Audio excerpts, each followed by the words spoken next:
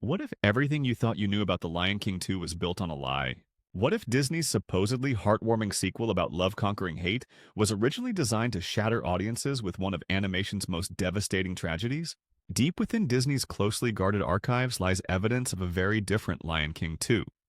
One where the circle of life demanded a price so brutal that executives scrambled to rewrite the entire third act. The story they eventually released was safe, predictable, and profitable. The story they buried would have changed Disney animation forever. This isn't speculation.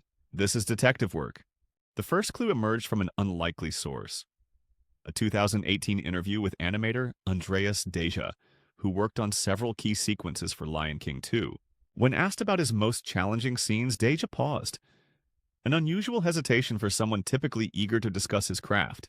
There were some sequences, he finally admitted, that we spent months perfecting only to have them completely reworked. Not tweaked, completely reworked. It was difficult to see that level of artistry set aside. That cryptic comment might have been dismissed as typical Hollywood politics, except for what happened next. In 2019, a former Disney story artist leaked a series of concept sketches on social media before quickly deleting them. The images preserved by eagle-eyed fans showed storyboard panels that don't match any scenes in the final film. Most striking was a sequence depicting two lionesses falling from a cliff. But the positioning and character design suggested something far more devastating than Zira's solitary plunge. The second lioness bore an unmistakable resemblance to Kiara. Disney's official response was swift and telling. Rather than dismiss the sketches as fake or from an abandoned subplot, the company's legal team issued takedown notices within hours. For a studio that typically ignores fan speculation, this level of aggressive response suggested something worth protecting. But the most damning evidence comes from the voice actors themselves. In a 2020 podcast interview, Neve Campbell, Kiara's voice actress, made a revealing slip. When discussing her emotional preparation for the role, Campbell mentioned recording goodbye scenes that never appeared in the film. "I remember crying in the booth," she said. There were these incredibly heavy moments where Kiara had to... Well, I probably shouldn't say more than that. The interviewer pressed for details, but Campbell deflected with nervous laughter. "Let's just say Disney's version was much kinder to my character than the original script." This pattern of cryptic comments and deleted content points to something unprecedented in Disney's animation history. A complete third-act overhaul driven not by creative vision but by corporate fear. The timeline supports this theory. Production on Lion King 2 began in 1996 with an expected 1998 release date. However, in late 1997, Disney suddenly pushed the release to 1998, then again to 1999. Internal memos from this period, obtained through a former Disney employee's personal collection, reference major story concerns and audience testing complications. One memo explicitly mentions traumatic content that required significant narrative restructuring. What kind of traumatic content would prompt Disney to completely rebuild a film that was already in advanced production stages? The answer lies in understanding Disney's corporate psychology during the late 1990s. This was the era of Disney's Renaissance, when every animated feature was expected to spawn merchandise, theme park attractions, and sequels.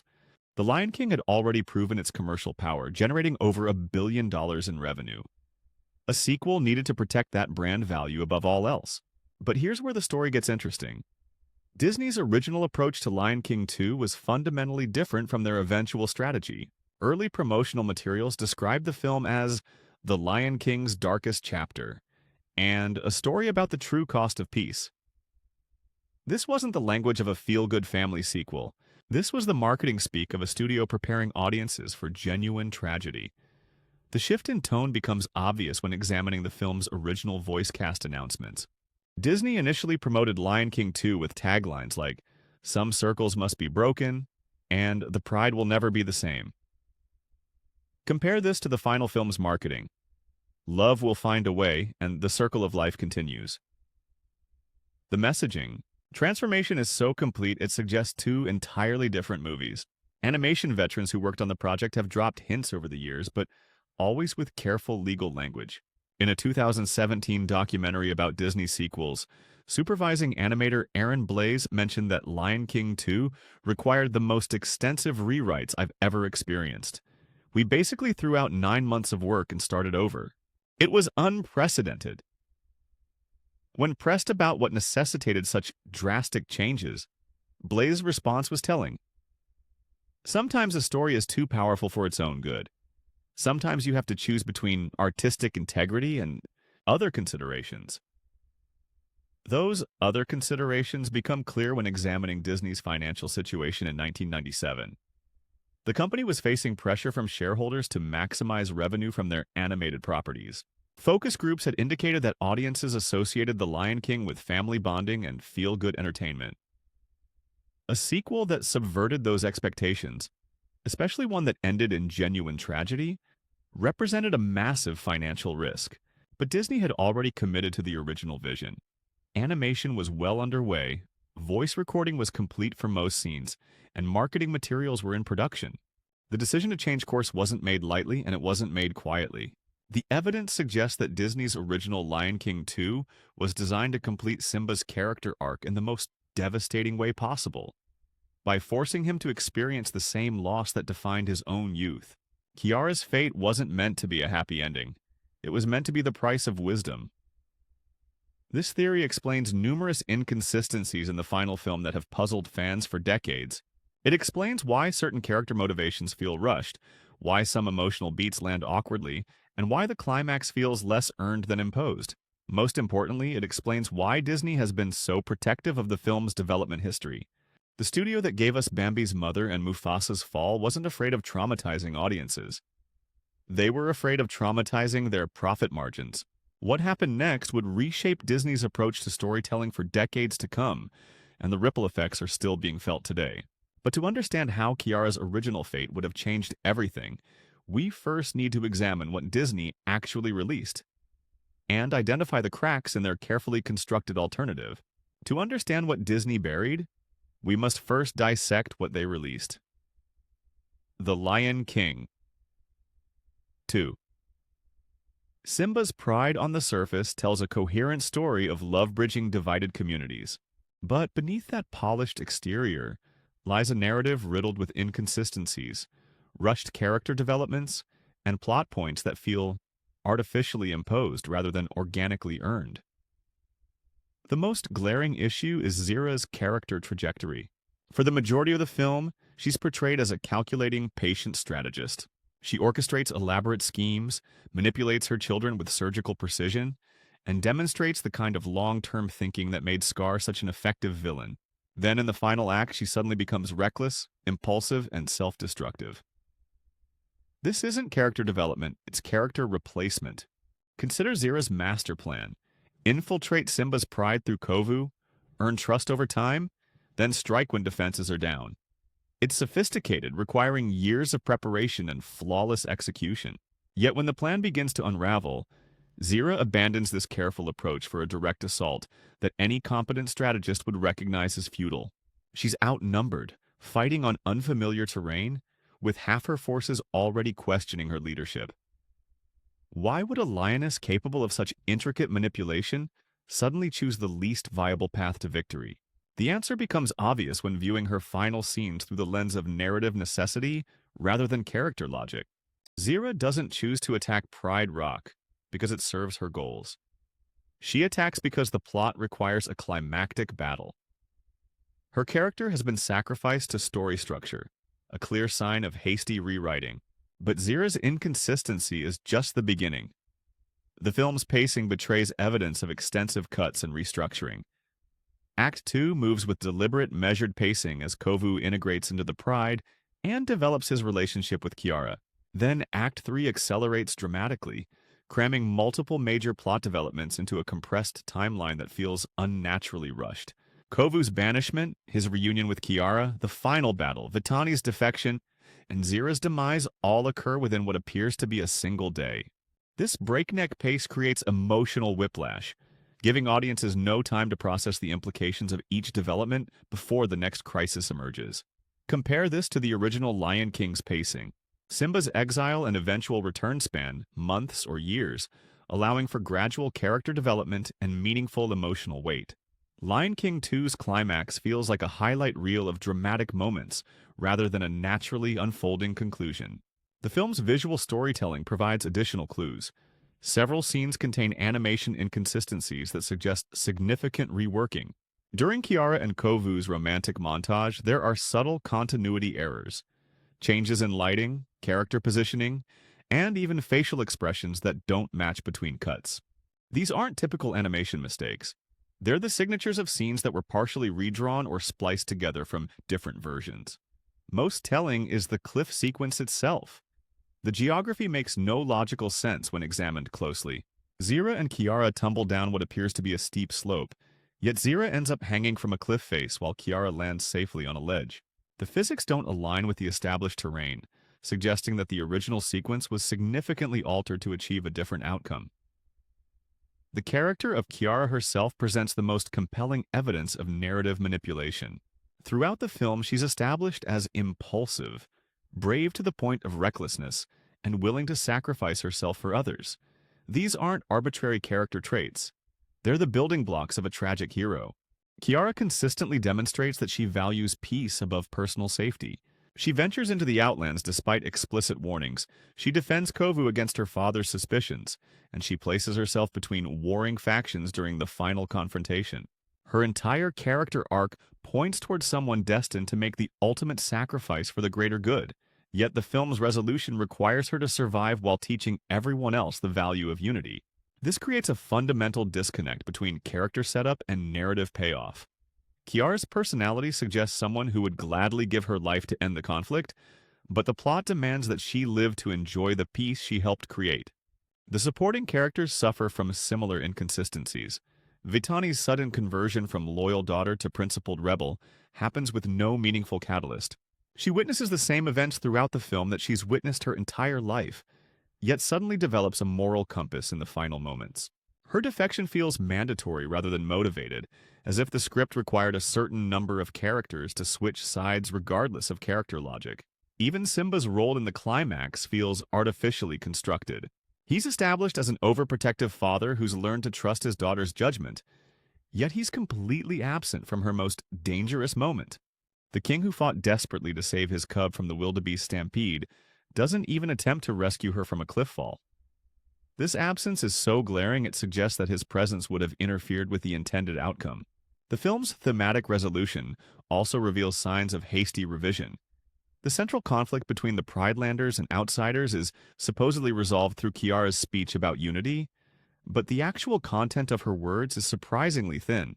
She makes vague statements about everyone being one, but never addresses the specific grievances that fueled the conflict. Why doesn't she mention Scar's legitimate claim to the throne? Why doesn't she acknowledge the outsiders' years of exile and suffering? Why doesn't she address the fundamental question of whether Simba was right to banish them in the first place? A more sophisticated resolution would have required Kiara to make genuine sacrifices or concessions to achieve peace. Instead, her speech acts as a narrative magic wand that instantly resolves complex political and social divisions. This suggests that the original resolution was more costly and complex, requiring actual sacrifice rather than inspiring rhetoric. The deleted scenes available on various DVD releases provide tantalizing glimpses of this complexity. Extended versions of several sequences show characters making more nuanced moral choices, suggesting that the original script explored the genuine costs of peace rather than presenting it as an easily achieved goal. Perhaps most revealing is a deleted scene where Kiara explicitly tells Kovu that she's prepared to give up her future as queen if it means ending the war. The scene was cut, according to director Daryl Rooney, because it raised questions about succession that we didn't want to complicate the story with. But what if those complications were actually the point? What if Kiara's willingness to sacrifice her royal status was just the beginning of her intended sacrifices? The evidence points to an original narrative where Kiara's character arc was designed to culminate in the ultimate demonstration of her values. Her impulsiveness, her recklessness, her willingness to risk everything for peace. These weren't character flaws to be overcome, but virtues that would ultimately require the highest price. The film we received feels like a story that lost its nerve at the crucial moment, choosing comfort over courage, safety over authenticity. But to understand why Disney made that choice and what they originally intended, We need to reconstruct the tragedy they decided was too powerful to release. The clues are all there, hidden in plain sight within the film they gave us. We just need to follow them to their logical, devastating conclusion. The evidence leads to one inescapable conclusion. Disney's original Lion King 2 was designed to end with Kiara's tragic fate, and the cliff sequence was meant to claim both lionesses in a devastating parallel to Mufasa's demise 20 minutes into the first film. To understand how this was supposed to unfold, we must examine the cliff scene with fresh eyes, looking past the sanitized version Disney released to see the shadows of what they originally planned. In the final film, when Kiara and Zira tumble down the cliff face, the geography becomes conveniently selective. Kiara lands on a stable ledge while Zira dangles precariously from an unstable outcropping. This separation allows for their final exchange. Kiara's offer of help, Zira's refusal, and Zira's solitary plunge into the rushing waters below. But examine the sequence frame by frame, and the artificial nature of this separation becomes obvious.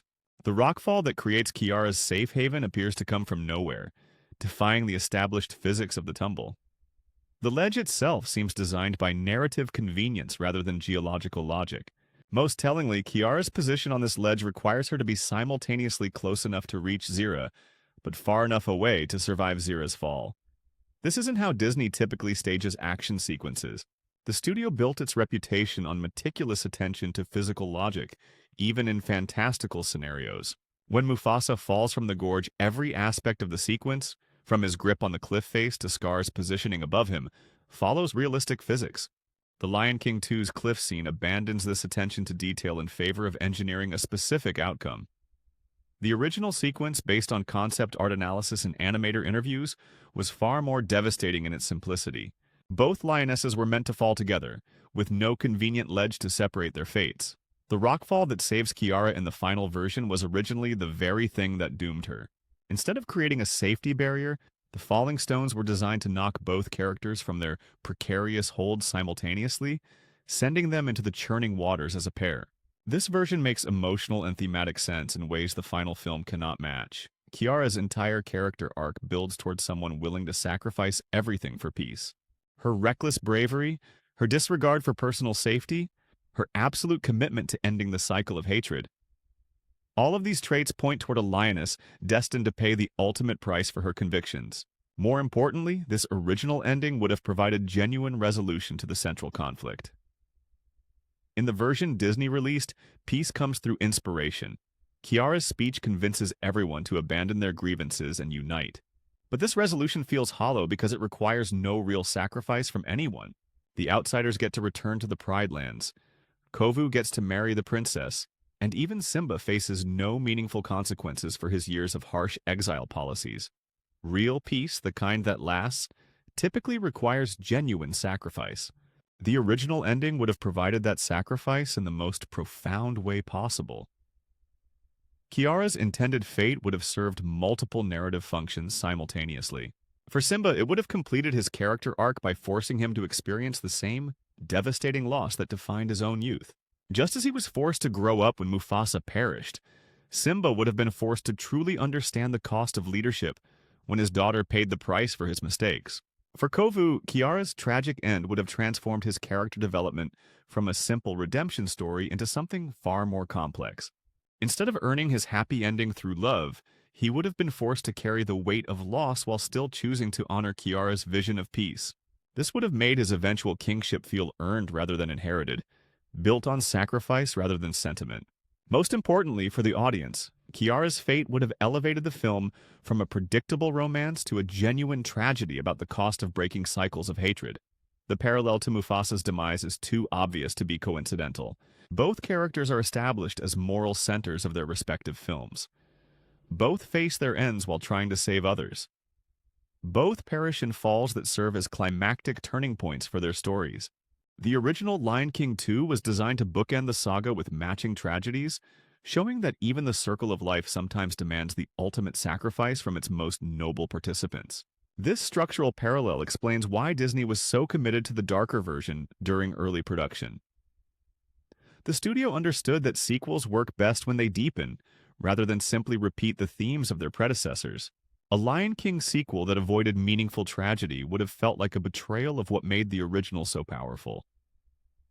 The voice acting evidence supports this interpretation. Neve Campbell's mentions of goodbye scenes and emotionally devastating moments that never made the final cut align perfectly with this theory. Recording sessions for a character's final moments would indeed be traumatizing for an actor, especially when those scenes were designed to showcase genuine heroism in the face of certain doom. Similarly, the animation team's comments about months of work being completely scrapped make sense in this context.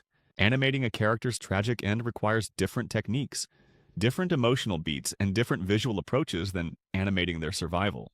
The cliff sequence, as originally conceived, would have demanded some of Disney's most sophisticated animation work, conveying both the horror of loss and the nobility of sacrifice. The merchandising implications also explain Disney's ultimate decision to change course. A Lion King sequel that ended with the heroine's tragic fate would have been impossible to market to families expecting feel-good entertainment.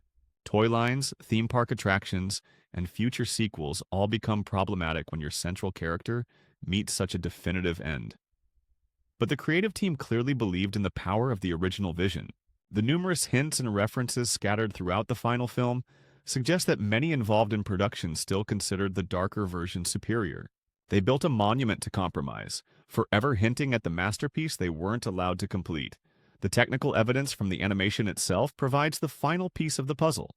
Analysis of the cliff sequence reveals multiple layers of revision, with certain frames showing ghostly traces of alternative character positions. Advanced digital restoration techniques have revealed that several key frames were completely redrawn, with evidence of both lionesses originally positioned for the same fatal fall. These animation palimpsests tell the story of a studio at war with itself, caught between artistic vision and commercial necessity. The final film bears the scars of this internal conflict, forever marked by the tragedy it was forced to abandon.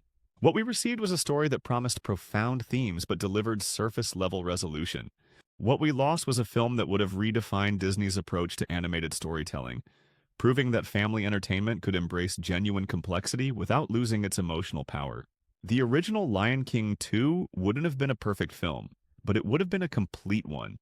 Instead, we got a beautiful compromise that forever feels like it's holding something back, always hinting at depths it's not allowed to explore. But the story doesn't end with what Disney buried. The ripple effects of this decision would reshape the studio's entire approach to animation, influencing everything from sequel development to risk assessment. To understand the full impact of this creative cover-up, we need to examine how different the entire franchise would have become if Disney had possessed the courage to follow their original vision to its devastating conclusion. The decision to spare Kiara didn't just alter one film. It fundamentally reshaped Disney's entire approach to animated storytelling and established a pattern of risk aversion that continues to influence the studio's creative decisions today. To understand the magnitude of what was lost, we must examine how the original tragic ending would have transformed not just the Lion King franchise, but Disney animation as a whole. The most immediate consequence would have been the complete transformation of Kovu's character trajectory. In the sanitized version Disney released, Kovu earns his happy ending through love and redemption. He gets the girl, inherits the kingdom, and presumably lives happily ever after. This resolution, while satisfying on a surface level, represents the safest possible outcome for a character who was originally designed for something far more complex. Had Kiara perished as intended, Kovu would have faced a fundamentally different path to leadership. Instead of ascending to the throne through marriage and reconciliation, he would have been forced to earn his position through genuine sacrifice and loss. The weight of Kiara's tragic fate would have transformed him from a redeemed villain into a genuinely tragic hero, someone who achieved his goals at a cost so high it called into question whether victory was worth the price. This version of Kovu would have been forced to rule not just over a united pride, but over a kingdom haunted by the memory of what unity cost. Every decision would have been filtered through the lens of Kiara's sacrifice. Every policy choice weighted against the question of whether it honored her memory.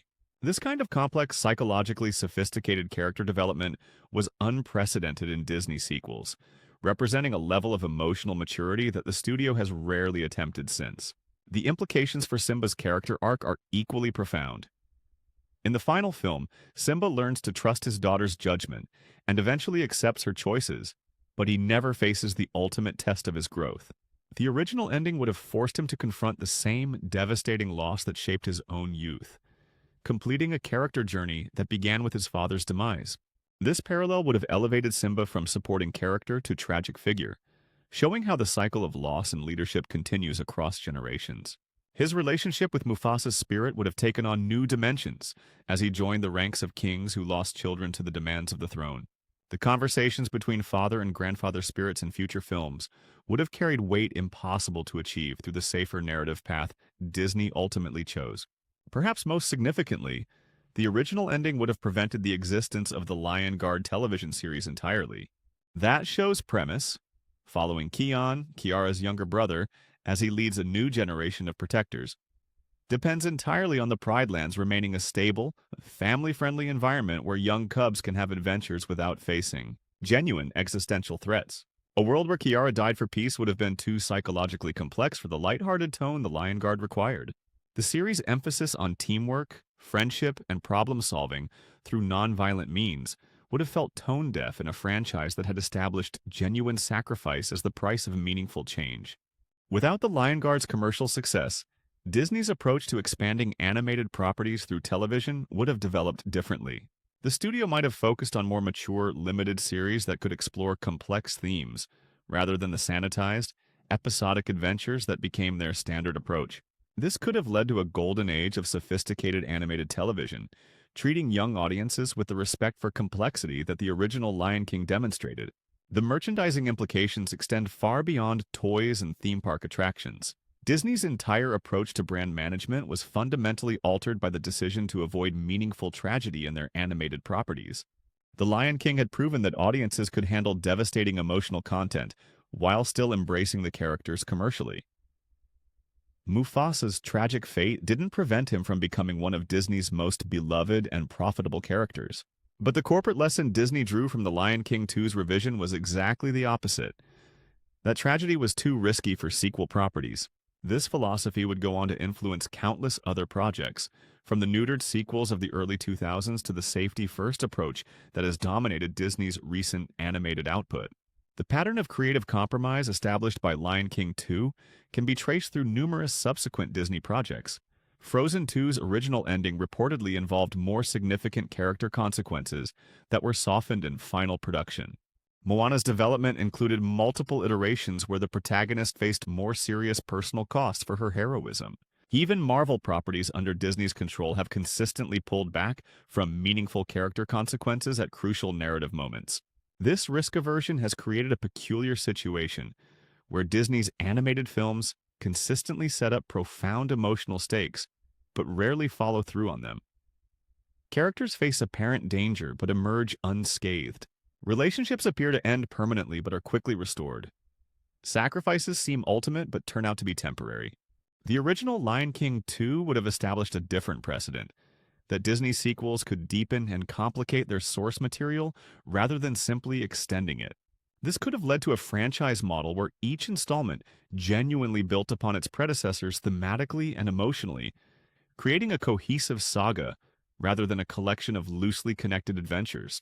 The international implications are equally significant. Disney's global audience had proven receptive to the original Lion King's complex themes of loss, responsibility, and the burdens of leadership. International markets, particularly those with storytelling traditions that embrace tragic heroes, would likely have responded positively to a sequel that honored those themes rather than abandoning them. Instead, Disney's decision to prioritize American family-friendly sensibilities over narrative complexity sent a message to international audiences that their cultural values were secondary to safe commercial returns. This approach has contributed to Disney's ongoing struggles to create animated content that resonates globally while maintaining thematic sophistication. The technical and artistic implications extend beyond individual films to Disney's animation culture itself. The decision to completely rework Lion King 2's ending established a precedent where commercial considerations could override years of artistic development. This fundamentally altered the relationship between Disney's creative teams and corporate leadership, establishing a pattern where even advanced projects could be subject to radical revision based on market research rather than artistic vision. The psychological impact on Disney's creative workforce cannot be understated. Animators, voice actors, and directors who had invested themselves emotionally in the original vision were forced to watch their work transformed into something fundamentally different. This experience likely influenced future projects, with creative teams learning to hold back their most ambitious ideas to avoid similar disappointments. The original Lion King 2 would have proven that Disney sequels could be more than commercial extensions of successful properties. They could be genuine artistic explorations that used familiar characters to examine new emotional territories. Instead, the studio established a template where sequels must be safer, lighter, and more commercially predictable than their predecessors. This template has dominated Disney's approach to animated sequels for over 2 decades, creating a franchise model that prioritizes brand protection over creative evolution.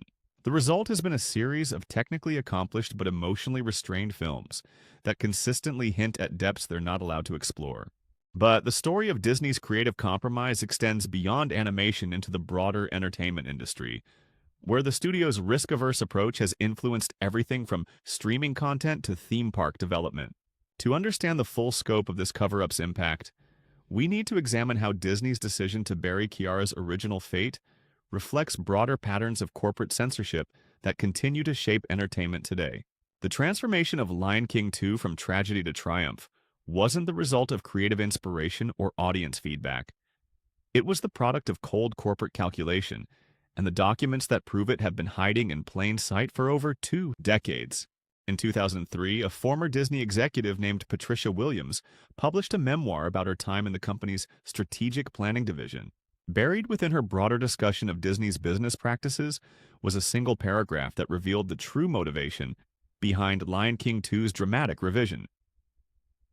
Focus group data from the summer of 1997 indicated that parents associated the Lion King brand with family bonding experiences. Test audiences for the sequel's original ending showed significant negative reactions, with 73% of parents stating they would not purchase merchandise featuring characters from a film that ended in such tragedy. The projected revenue loss exceeded $200 million across all product categories. This wasn't about artistic vision or storytelling integrity. This was about protecting a billion-dollar brand from association with genuine emotional complexity. The focus group data Williams referenced has never been officially released, but industry insiders who participated in those sessions have provided consistent accounts over the years. Test audiences were shown rough cuts of the original ending and asked to rate their likelihood of purchasing various Lion King products afterward. The results were catastrophic from a commercial perspective. Parents reported feeling betrayed by Disney for associating beloved characters with genuine tragedy.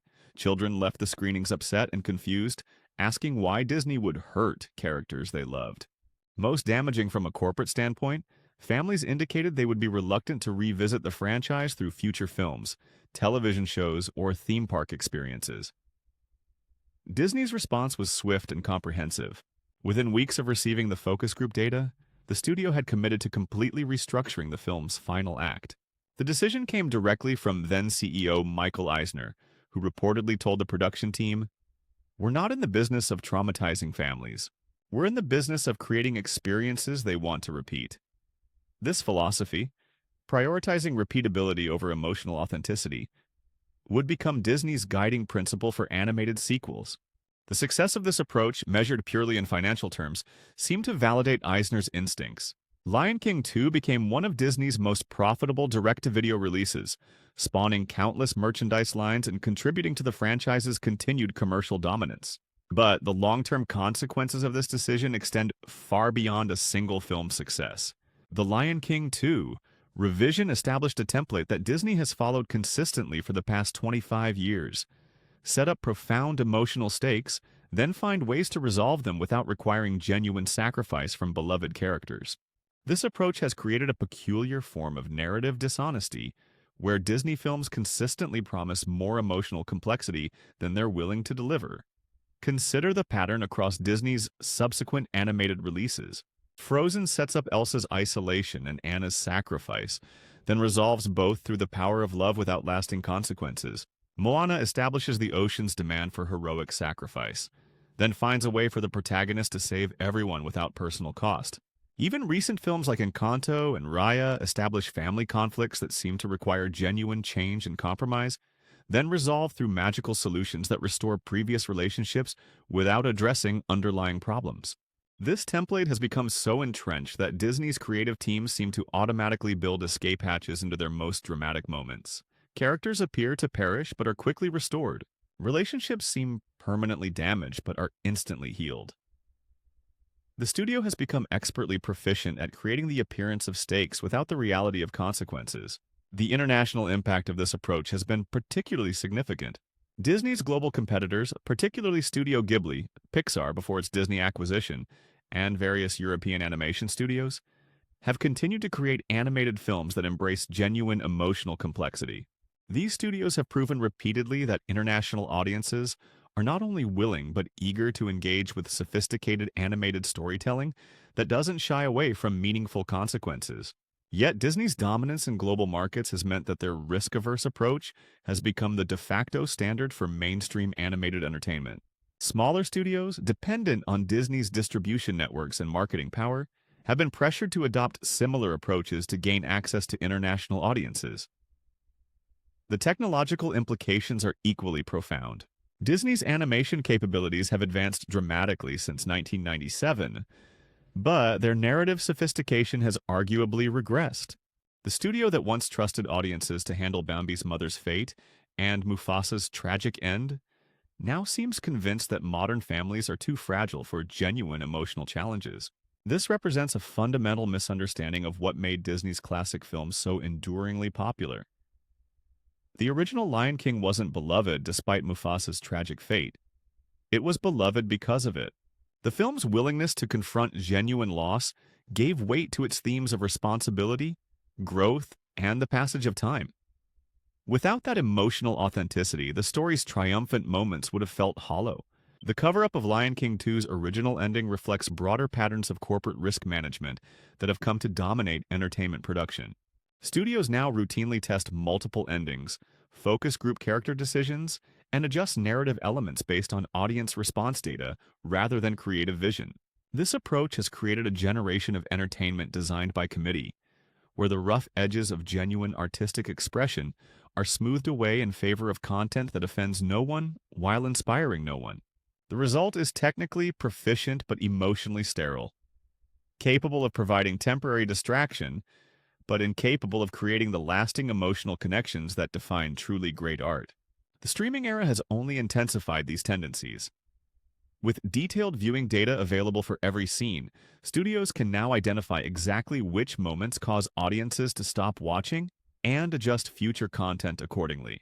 This has created a feedback loop where entertainment becomes increasingly predictable, as any element that creates genuine surprise or discomfort is systematically eliminated. Disney's recent live-action remakes of their animated classics provide perfect examples of this regression. Each remake has consistently softened the emotional edges of its source material, removing moments of genuine peril or sadness in favor of safer, more broadly appealing alternatives. The result is films that look more sophisticated than their predecessors but feel less emotionally honest. The question this raises is fundamental. Does this approach actually serve audiences better than the alternative Disney abandoned? The evidence suggests otherwise. The most enduringly popular Disney films, those that continue to resonate across generations and cultures, are precisely those that were willing to confront genuine emotional complexity. Snow White's terror in the forest, Pinocchio's moral struggles, Bambi's loss, and Simba's exile all represent moments where Disney trusted audiences to handle sophisticated emotional content. These films succeeded not because they avoided difficult themes, but because they explored those themes with honesty and respect for their audience's emotional intelligence. They created lasting connections precisely because they didn't talk down to their viewers or shield them from the complexities of real emotional experience. The original Lion King 2 would have continued this tradition, proving that Disney sequels could deepen rather than simply extend their source material. Instead, the studio chose safety over sophistication, establishing a pattern that has limited their creative potential ever since. The tragedy isn't just that we lost one potentially great film. The tragedy is that Disney lost confidence in their audience's capacity for emotional growth, choosing to protect them from experiences that might have expanded their understanding of what animated storytelling could achieve. Today, as Disney faces increasing competition from studios willing to take creative risks, the company might benefit from reconsidering the lessons they drew from Lion King 2's revision.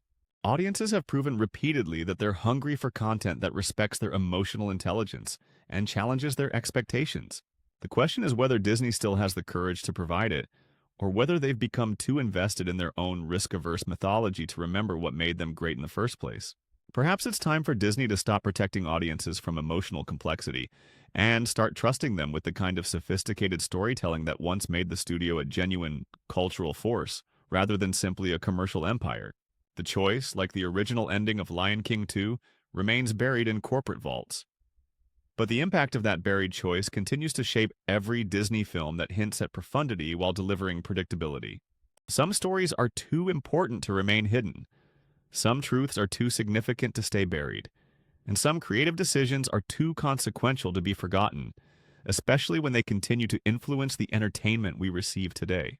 The real tragedy of Lion King 2 isn't what happened to Kiara. It's what happened to Disney's willingness to trust their audience with stories worth remembering.